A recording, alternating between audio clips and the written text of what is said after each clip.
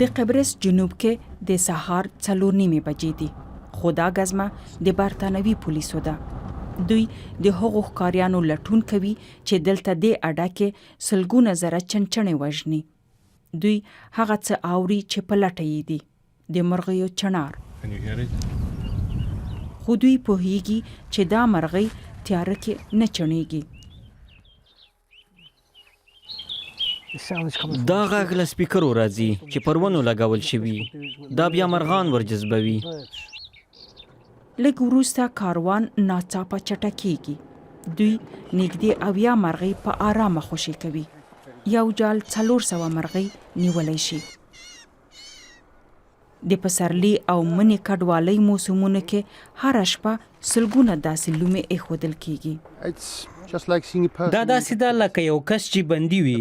مرغۍ هم بند کې ده او ته یې بیرته طبیعت ته ورخوشي کوي چې تړاو ورسره لري. نو خبره ټوله دا ده، ځایي خواړه اخته شوي یا هم کباب شوي او په ناقانونه ډول په پټه خوړل کېږي. د 12 مرغیو یو خوراک بیا ښایي $15 ته رسیږي. د جالونو ترڅنګ یو بل ډول دودیزه لومه هم کارول کېږي، لښتې چې په سریښو لړلې وي. د مرغیو لپاره ناشوني وي چې ترې وتښتي. دا سرېښناکه برخه یې ګورې، دا یې د وزرو بڼه کې دي. د هغو خلکو څېړنه چې د چنچڼو خوراک یې خوښیږي کیدای شي خطرناکه وي. دا څه موده مخکې د غذایي خلکو د پارلمان له 6 غړیو سره په ګډه کله چې چارواکو د هغه ځنګله د پاکولو هڅه کوله چې ښکاریانو د خپلو لومو لپاره کاراوه، برتانوي اډه کې لاره تړلې وه. دا شاهي مځکه نږدې 160 کیلومتره مربع پراخوالی لري. خو پوښتنه دا ده چې دا ښکار به کله هم پای ومومي.